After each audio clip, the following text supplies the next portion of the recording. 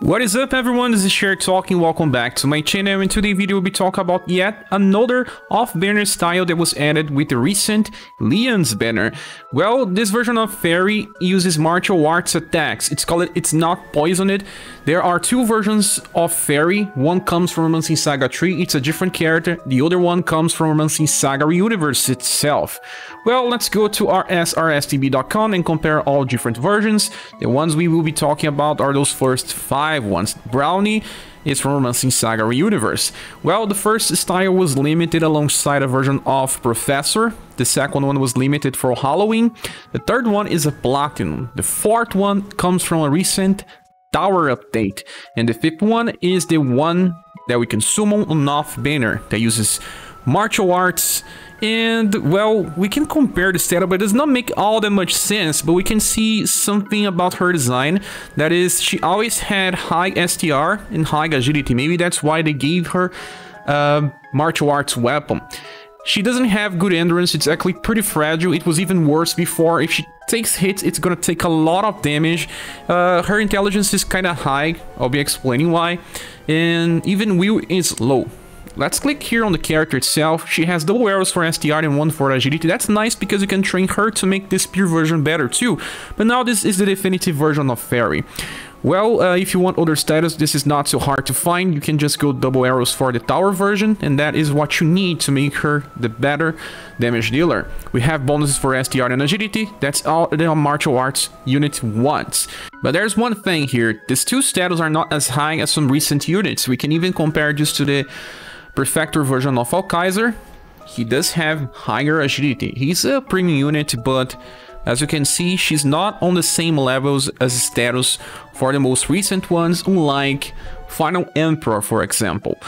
For passives, we have Hardy Stance 4 on full HP, damage increases by 20%, and also she has a 50% chance to evade an enemy attack. She's a risky character that needs to stay on full HP to do more damage, and has a chance to evade if she gets attacked. But she's more for farm exactly because of these reasons.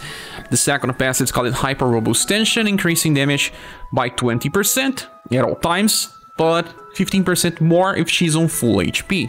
We are stacking passives here. And the last one is Hyper Overtension, increasing damage by 20%, and then 35 on combo and 50% on overdrive. Let's try to do some calculations here.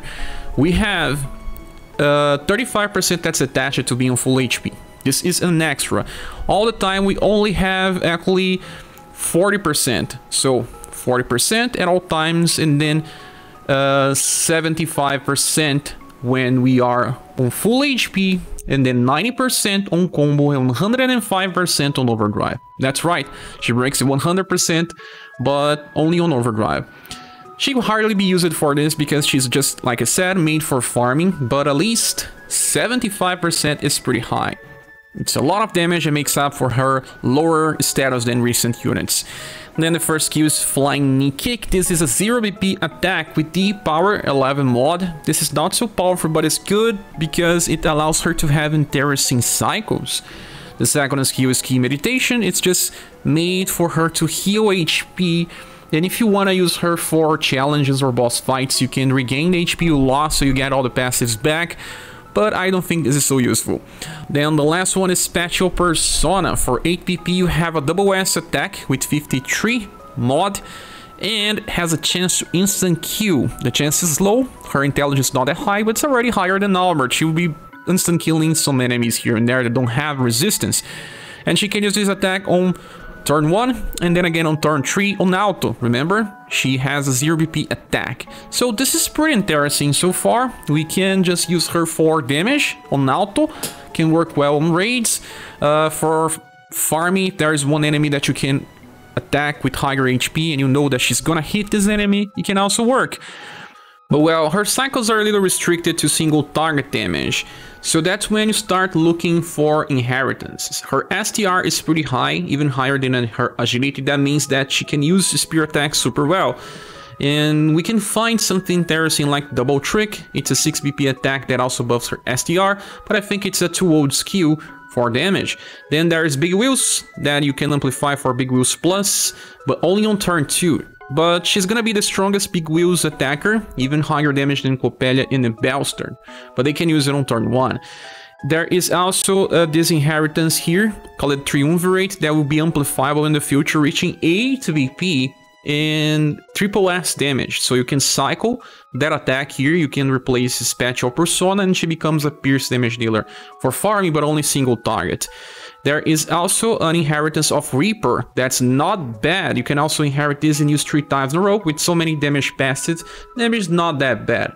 There is also Arm of Light, but this one is 9, she cannot use on turn 1 and on turn 3. If you can just go for one single wave, you can choose this attack instead. It's okay, and will help out if there's only one boss. But even if you look on all of her inheritances, there's nothing so special about this version of Faerie. She needed different and special attacks to justify the passive that she has. She will still receive an Escalade on our tier list because of the status, distribution, and damage passives, but over time she will face competition, and eventually you forget about her. But right now in the game, she can offer you some blunt or pierce damage if you have inheritance, and can serve you well in farming. But that is my... So if you get her as an off-banner, fine, but don't ever try to pity for her. But that is my opinion. What is yours? Please say here in the comment section. Thank you so much for watching this video. Please subscribe if you still haven't, and if you want to support the channel, there are links in the description of the video. I hope to see you soon in the next one. Bye.